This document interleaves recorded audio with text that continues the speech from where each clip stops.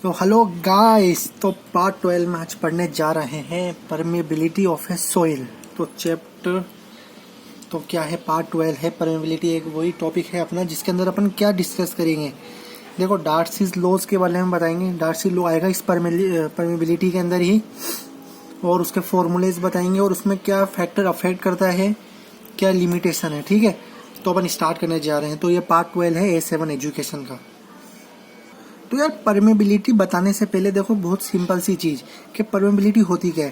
देखो, परमेबिलिटी क्या है। परमेबिलिटी के एक ये प्रॉपर्टी है सोइल की। सोइल की मतलब कि जैसे देखो, मान लो अपने पास ये सोइल है, मतलब मिट्टी है। तो मान लो देखो, सोइल आपका ऐसे ऐसे है, मैं बता रहा हूँ वर्टिकल में। मतलब आप ऐसा समझ लीजिए कि आपके पास कोई पाइप है, ये होलो पाइप है मान लीजिए, ऊपर से भी खुला है नीचे भी खुला है, और आपने ये मिट्टी भर दी। ठीक है, अब आपने इधर से पानी डाला, तो पानी क्या करेगा, वो मिट्टी में से फ्लो हो जाएगा। सही बात है, मतलब पानी धीरे धीरे धीरे धीरे करता करता कहीं ना वक्त पे नीचे आ जाएगा, बिल्कुल, है ना। तो बस यही प्रॉपर्टी को आप समझना है, इसी प्रॉपर्टी को कहते हैं परमेबिलिटी। तो अब इसकी डेफिनेशन की बात करते हैं। तो अब देखो, डेफिनेशन क्या कहती है कि the property of a soil which permit flow of water. अब फ्लो ऑफ वाटर मतलब वो जरूरी नहीं वाटर ही हो, अदर लिक्विड भी हो सकता है, थ्रो इट। मतलब एक सोइल की ऐसी प्रॉपर्टी है जो अलाउ कर रही है पानी का बहना, इज कॉल्ड परमेबिलिटी। तो देखो, अब यहाँ डेफिनेशन आपकी क्लियर हो चुकी होगी कि परमेबिलिटी का क्या मंत्र, मतलब क्या डेफिनेशन है। तो अपन बात करते हैं कि इसकी इंपॉर्टेंट टर्म्स की। तो अब देखो, दो शब्द आपके बहुत बार आप सुनने को मिलेंगे। आप जियोटेक के अंदर आप पढ़ोगे, या मान लीजिए आप हाइड्रोलॉजी या वाटर रिसोर्सेज या कुछ भी डैम वगैरह, या मान लीजिए वेल्स के बारे में पढ़ते हैं, तो दो टर्म आते हैं, परवियस और इम्परवियस। तो इसका डाउट भी क्लियर करके चलते हैं कि परवियस क्या होता है और इम्परवियस क्या होता है। तो चलिए, तो टर्म परवियस। तो परवियस सॉइल क्या होती है कि देखो, अपन परवियस इम्परवियस की बात करते हैं। तो आप देखो, बिल्कुल सिंपल है। परवियस मतलब कहने का मतलब है कि जो वाटर फ्लो हो जाए इजीली। कोई ऐसी सतह है, मान लीजिए कोई ऐसी सतह है। सतह मतलब आप समझ लीजिए कोई ऐसी लेयर है सोइल की, उसमें से पानी है ना इजीली चल जाए, तो वो तो होती है परवियस। और कोई सोइल की ऐसी सतह है जिसमें से पानी जा नहीं पाता, मतलब कहीं ना कहीं वो रुक जाता है। मतलब देखो क्या होता है, 100% तो रोक नहीं सकता, लेकिन बहुत कम कर देता है पानी का बहना। ठीक है, तो उसे क्या कहते हैं, impervious. The permeability is very low and water cannot easily flow through it. Is called impervious soil। तो ये बड़ा जरूरी है यार परमेबिलिटी को बताने के लिए, क्योंकि देखो आगे वो क्या बोलता है, डार्सीज लॉ आएगा। डार्सीज लॉ बड़ा इंपॉर्टेंट है, तो एक एक टर्म अपनी क्लियर होनी चाहिए। तो अपन बात करते हैं कि जो ये परमेबिलिटी आपको दिख रहा है इधर, अच्छा सा जो शब्द दिख रहा है कि परमिएबिलिटी या परमिएबिलिटी। तो इसको क्यों पढ़ना जरूरी है, मतलब समझ रहे हो कि क्या इम्पोर्टेंस है इसकी। तो देखो क्या है, एक इंजीनियरिंग प्रॉपर्टी है, engineering property of A soil है, ये याद रखना। अब देखो, आप क्या होता है कि सोइल इंजीनियरिंग में बड़ी प्रॉब्लम आ जाती है परमेबिलिटी से। अब मान लो कैसे, अब खुद देखो, आप सोचने की कोशिश करो एज अ सिविल इंजीनियर कि पानी अगर नीचे तक चल जाएगा, सोइल से बहता बहता बहता जाता जाएगा, तो वो एक तरह में सेटलमेंट नहीं कर देगा, तो बड़ी प्रॉब्लम हो सकती है। देखो, settlement of a building, seepage through and below the earth surface.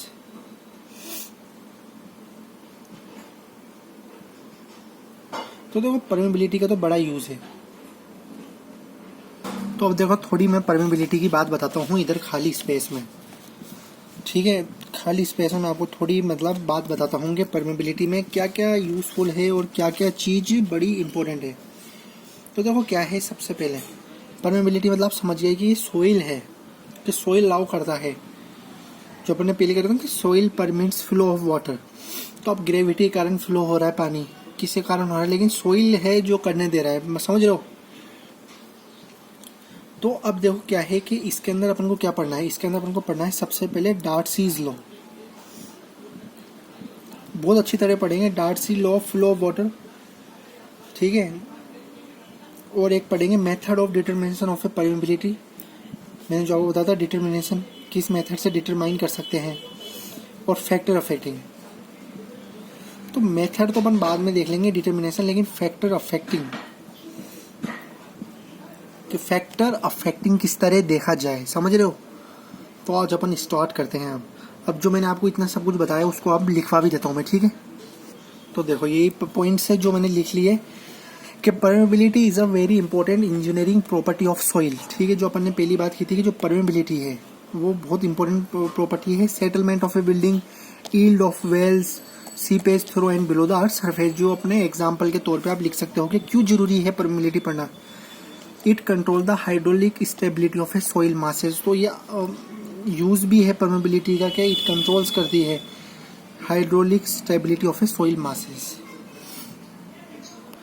अब क्या है, देखो डार्सी लॉज में आपको डायरेक्ट बता दूं, डार्सी लॉज का फॉर्मूला क्या होता है, बड़ा ही इजी है, Q is equal to K I upon है।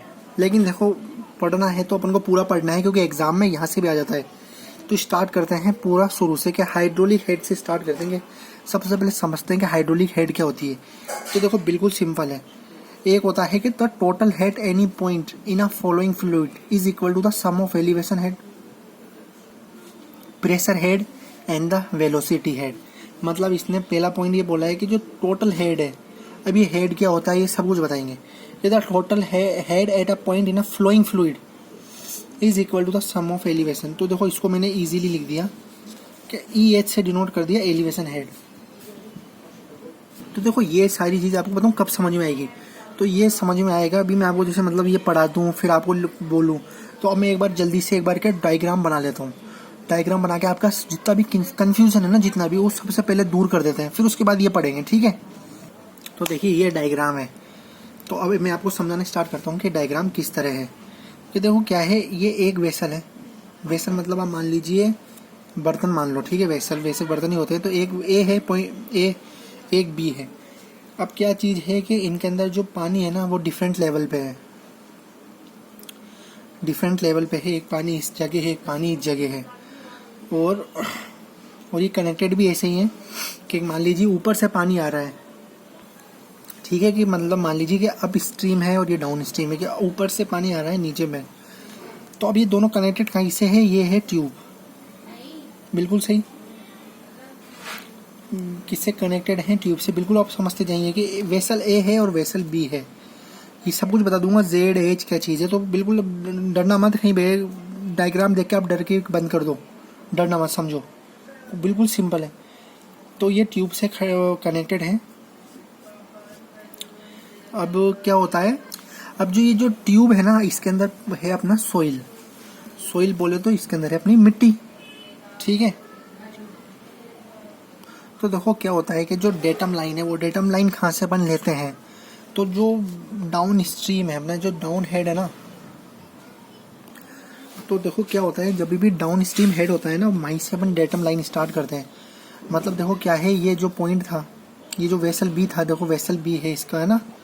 तो वेसल बी डाउन स्ट्रीम के अंदर है। तो देखो जो वाटर लेवल है ना, वहाँ से ही अपन ने ये जो लाइन खींची है ना, ये वाली, ये है डेटम, ठीक है।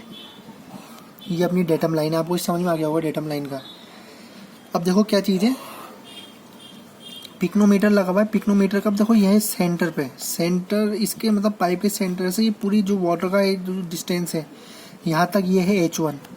ऐसे ही इस जगह है कोई भी एक पॉइंट पे H2 इंटरमीडिएट पॉइंट पे, और ऐसे ही लास्ट में इस जगह है, इस जगह H3 कहाँ तक, यहाँ से और यहाँ तक, बिल्कुल उसके सेंटर तक, ऐसे समझ लो ना H3,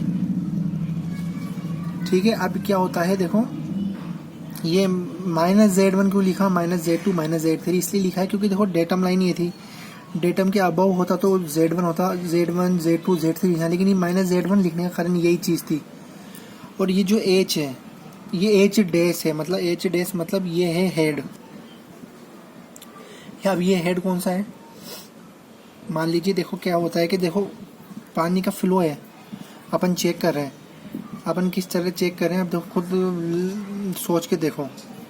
ये दो वेसल है, दो वेसल है, ये अपनी डेटम लाइन है। अपन ने ऐसे खींच के देखा, क्योंकि जैसे पाइप है अपन ने वैसे खींच के देखा, तो इतना जो था पहले, इतना अपना टोटल हेड था, ठीक है। फिर इमीडिएट पॉइंट में जहाँ पर भी अपन चेक करा उधर इतना हो गया, और फिर जो थर्ड पॉइंट है जाते जाते जाते जो वेसल थर्ड आया उसमें हो गया 0।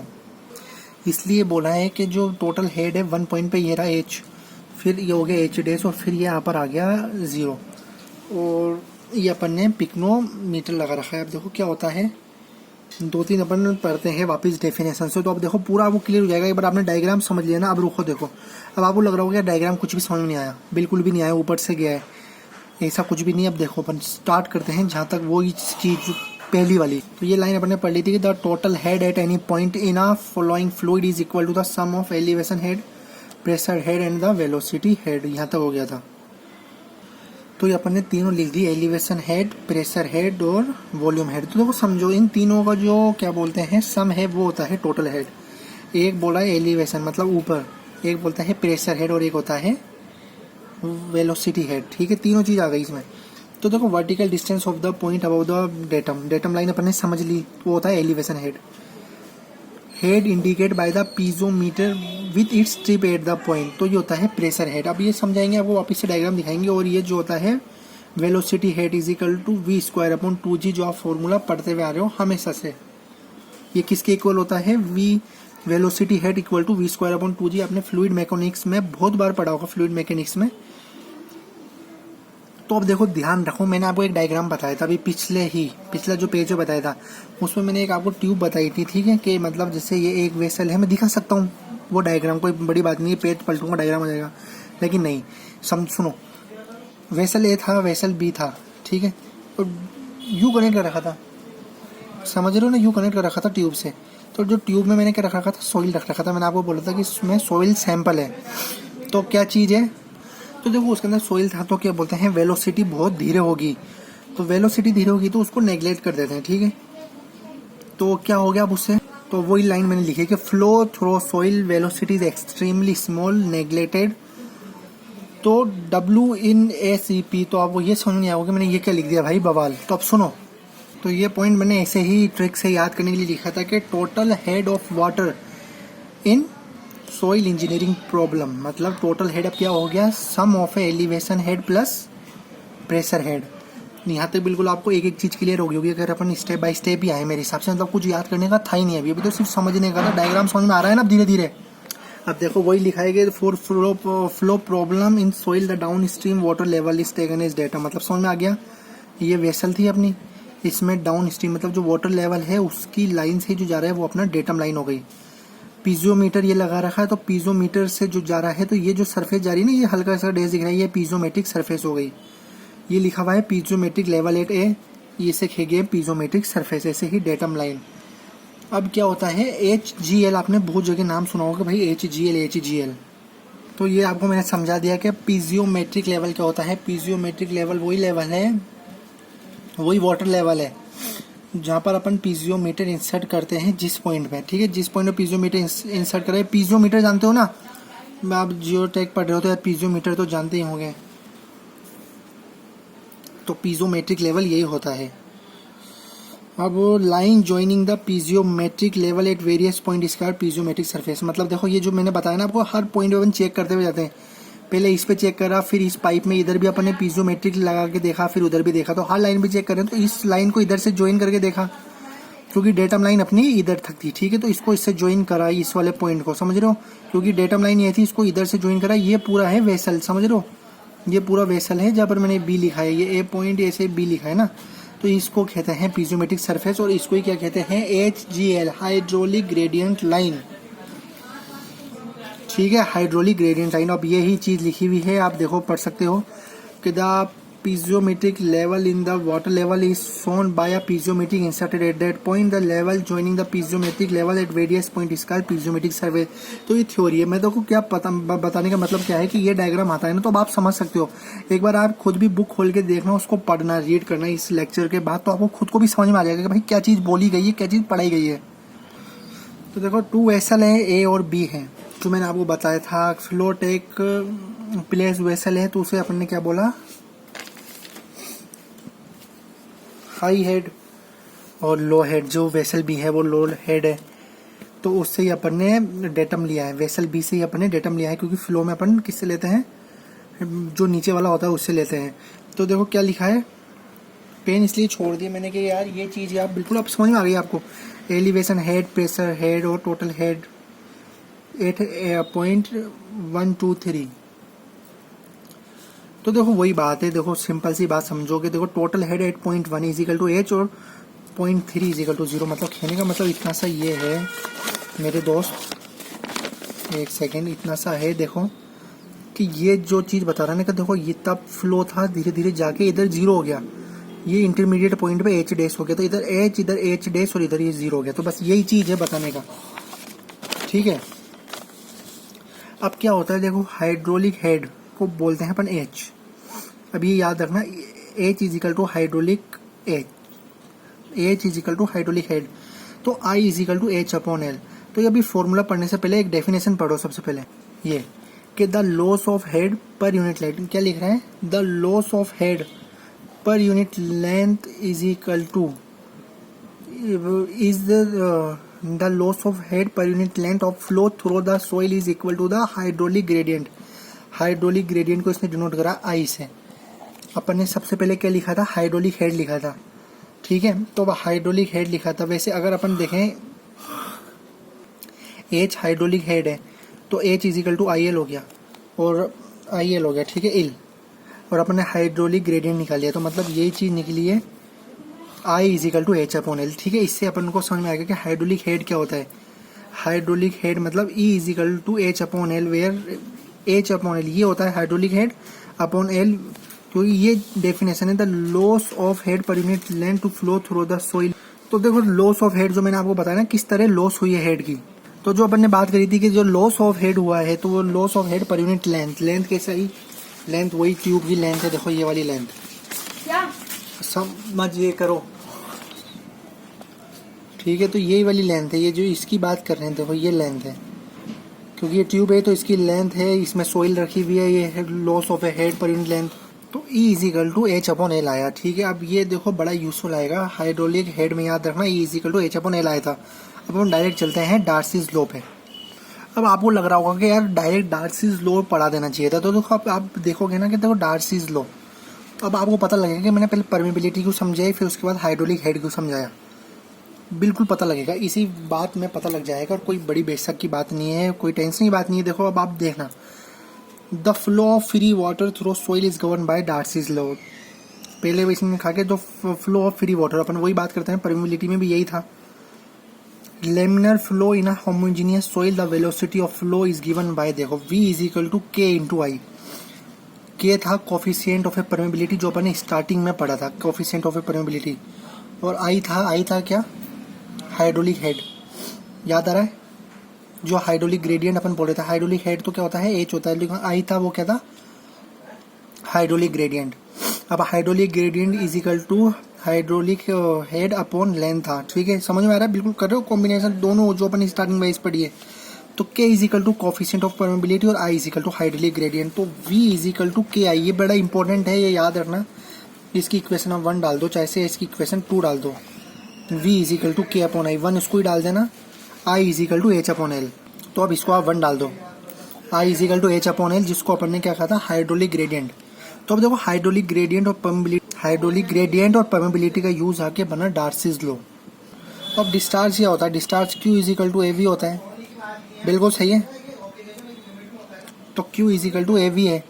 अब अपन ने पढ़ा था, पीछे ही पढ़ा है, देखो बिल्कुल v is equal to K I, Darcy's law से आया है। के क्या है, कोफिशिएंट ऑफ परमेबिलिटी, आई क्या है, हाइड्रोलिक ग्रेडियंट, v की वैल्यू इसमें डाल दो तो q is equal to K आई ए आ गया, q is equal to K आई ए। और वे ए क्या है, ए क्या है, ए बिल्कुल आपको पता है क्रॉस सेक्शन एरिया है, के क्या है, कोफिशिएंट है, कोफिशिएंट किसका, परमेबिलिटी का, आई क्या है, आई आपको पता है हाइड्रोलिक ग्रेडियंट है। तो अब इससे निकल जाता है कोफिशिएंट ऑफ परमेबिलिटी। अब देखो यार पूरी चीज खुल चुकी है आपके सामने, एक एक चीज खुल चुका आपके सामने। अब क्या एक एक लेवल आपकी खुलती भी गई है, जो आपने शुरू से पढ़ा ना, आपने पढ़ लिया, आपने हाइड्रोलिक हेड समझ लिया, आपने परमेबिलिटी समझ लिया। अब देखो coefficient of permeability, v is equal to K I, तो k is equal to v upon I. If hydraulic gradient is unity the coefficient of permeability is equal to the velocity of flow, मतलब ये जो hydraulic gradient है वो unity मतलब 1 हो जाए तो जो coefficient of permeability is equal to V हो जाए। तो इसका फॉर्मूला यही होता है V is equal to K आई। अब V is equal to K I, V का क्या होता है एल अपॉन टी, आपने पढ़ा होगा एल अपॉन टी डायमेंशन में। तो एल अपॉन टी इसको अपन कैलकुलेट कर सकते हैं सेंटीमीटर पर सेकेंड, मीटर पर सेकेंड, जो अभी देख रहे हो mm पर सेकेंड, सेंटीमीटर पर सेकेंड, mm पर डे। तो ये एल अपॉन टी हो गया। अब क्या है coefficient of permeability depend upon the particle size of the factor. अब ये क्या लिखा है देखो OP coefficient of permeability greater than 10⁻³ mm पर सेकेंड, तो वो परवियस सॉइल है। अब 10⁻³ mm/सेकेंड से लेस है तो वो इम्परवियस सॉइल है, और 10⁻³ टू 10⁻³ के बीच में है बिटवीन, तो वो है सेमी परवियस सॉइल। तो ये याद करने की चीज़ है, वो जो आपको था ना पूरा डाउट डार्सीज लॉस कैसे निकलता है, एज कैसे आया, एल कैसे आया, आई कैसे आया, आई क्या होता है, एज क्या होता है, एल पूरा क्लियर है भाई अब। और अगर अभी भी डाउट होना तो बिल्कुल कमेंट सेक्शन में बिंदास लिख देना यार, वापस से बना देंगे तुम्हारे लिए। अब अपन बात कर लेते हैं limitation of a Darcy's law. तो मैं पॉइंट्स लिख देता हूँ पहले, फिर उसको मैं आप समझा दूंगा। तो देखो limitation of a Darcy's law, तो Darcy law is valid for flow in clay, silt, fine sand. Flow remain laminar even up to Reynolds number of 75। ठीक है, डार्सी लॉ वैलिड है कौन कौन सी के लिए, क्ले के लिए, सिल्ट के लिए, फाइन ग्रेन के लिए। जो लेमिनार और टर्बुलेंट आप जानते होंगे, हमने अगर फ्लूइड मैकेनिक्स बिल्कुल क्लियर करी है और नहीं करी तो फ्लूइड मैकेनिक्स भी अपन पढ़ा देंगे। In coarse and gravel boulders the flow may be turbulent, Darcy's law may not be applicable. The extremely fine grain soil such as colloidal clay, Darcy law is not valid. तो इसके लिए Darcy law valid नहीं है। और इसने एक point क्या बोला है कि डार्सी लॉ उधर ही वैलिड है जो सॉइल है ना उसमें क्या होता है लेमिनार होता है, लेमिनार। तो अपन पढ़ने जा रहे हैं factor affecting permeability of a soil. तो फैक्टर अफेक्टिंग में सबसे पहले आता है पार्टिकल साइज। तो वही सिंपल चीज़ है, हमको सब कुछ आ चुका है अब कि कोर्स ग्रेन सॉइल है तो परमेबिलिटी ज़्यादा होगी किसके कंपेयर में, फाइन ग्रेन सॉइल की। भाई इतना सही है। और भी आगे और भी ये मत समझो यही है, सिर्फ पार्टिकल साइज में यही है। The permeability of a coarse grain soil is very large as compared to the fine grain soil। और अगर किले से कंपेयर करें ना तो परमेबिलिटी मतलब कोर्स ग्रेन की अगर किले से कंपेयर करें ना, किले से, तो जो कोर्स सैंड है उसकी 1 मिलियन टाइम ज़्यादा है किले से। तो देखो ये सारे फैक्टर होते हैं, void ratio, structure, arrangement of a soil, particle, entrapped air, absorb water और इम्प्योरिटीज ऑफ वाटर। तो देखो बड़ा सिंपल है। तो फैक्टर अफेक्टिंग तो सिर्फ रीड करने की चीज़ें हैं, कुछ ज़्यादा वो डीप में नहीं है। जैसे वॉइड रेशो, देखो ज़्यादा वॉइड हो गए तो वाटर जल्दी से फिल होगा तो वो इंक्रीज हो जाएगा। तो इसमें तो कुछ समझाने की बात है ही नहीं भाई। स्ट्रक्चरल अरेंजमेंट में फ़र्क पड़ता है, किस तरह स्ट्रक्चर होगा, फ्लो करंट है, डिस्पर्स्ड है, तो सब चीज़ देखो भाई क्या है, एक बार ये चीज़ तो आप रीड करना। क्योंकि मैं यार ये चीज़ मैं पढ़ा दूँ, देखो मैं थोड़ा और बढ़ा दूँ मेरा तो क्या जाएगा, पढ़ा दूंगा वीडियो बड़ी बन जाएगी, लेकिन कुछ नहीं है। थैंक यू इसलिए बोल रहा हूँ कि देखो एक मान लो क्लियर ही करनी है ना जियोटेक, ये बड़ा इंपॉर्टेंट है। कभी खुद से भी एक बार पढ़ना सीखो, मैं इसलिए छोड़ रहा हूँ कि आप शुरू से पढ़ना है वापस से। और ये क्या बोलते हैं फैक्टर अफेक्टिंग भी जरूर पढ़ना। अपन अगली वीडियो में देख लेंगे कि determination of A coefficient of permeability in laboratory करते हैं नहीं करते, अपने सिलेबस में नहीं है। क्योंकि देखो ये थ्योरी है, अगर मैं ना ये भी तो देखो क्या है, अगर मैं पढ़ा दूँ कोई बड़ी बात नहीं है, क्योंकि पूरी थ्योरी यार एब्जॉर्ब वाटर अपन को पता नहीं कि एब्जॉर्ब वाटर सॉइल पार्टिकल, लेकिन ये इसलिए बोल रहा हूँ कि अगर आप कहीं ना कहीं से निकालोगे कि फैक्टर किस तरह अफेक्ट करता है, फिर आप खुद के नोट्स बनाओगे, खुद को हाईलाइट करोगे। जैसे आपने देखा होगा अभी मेरे नोट्स में, देखो लाल पेन यूज़ कर लेता हूँ, ब्लैक कर लेता हूँ, ब्लू कर लेता हूँ। देखो तो तीनों पेन है, ब्लैक भी है, ब्लू भी है। तो यार खुद के नोट्स खुद की हैंड राइटिंग से और खुद को स्टैंडर्ड मानना सीखो। पहले खुद के नोट खुद के स्टैंडर्ड होते हैं, उसे समझ जाओ कि भाई मैंने लिखे हैं वो परफेक्ट है। उसके बाद आप देखते हो मैं कौन आपके कोई बैक लगा दे, कोई आपको फेल करके देख दे, अरे क्लियर करोगे एक एक चीज़। देखो अब यार लिख कर कम लिखो, लेकिन इतना लिखो कि समझ में आ जाए। देखो आज ये पूरा हो चुका है अपना परमेबिलिटी का, आगे अपन पढ़ेंगे इसके बाद। तो आज के लिए थैंक यू वेरी मच।